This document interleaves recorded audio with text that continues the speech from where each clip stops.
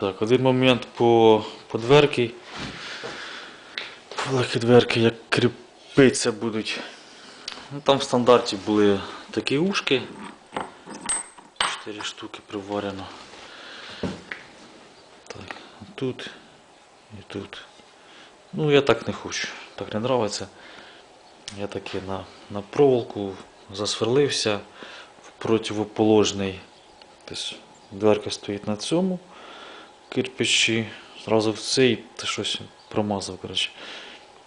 В цей аж треба напротив. Так. Зачепився там крючочком, загнувся, отверстие просверлив. Так само тут.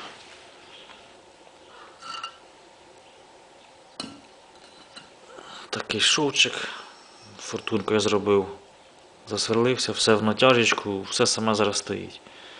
Отлично, рівненько по уровню. Так, це так я буду кріпити. Зверху так само, в принципі, буду чіплятися. Далі, момент такий по цьому уголку, так, по углу. Ну що, наприклад, в мене виходить, якщо я рівно положу, ровно тако, кирпич, да, вроді би так як надо, то тут виходить зазор сантиметра 3-4. Так, для шва дуже багато кирпичика вставляти, теж якось несерйозно. Плюс тут все буде виглядати. Я недовго думаю, що, блін, а що б не зробити просто так чуть-чуть, опа. Ну, допустим, отак ось. Що зміниться? Тут буде чітко упор, да. Тут вирівнюю фортункою, уголочок цей вберу. Тут уголочок останеться, ну, тут 10 мм. Саме більша сторона. Сходиться на нет. Тут в углу буде плітка. Нічого страшного, я думаю.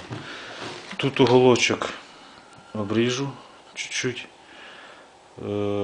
Для топки нормальне місце. Так, тут далі кирпич піде рівненький.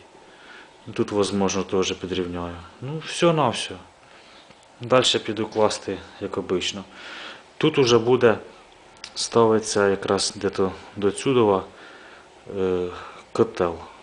Тобто якраз воно десь там сантиметр і до кирпичини буде. Тобто так прикинув. Це варіант.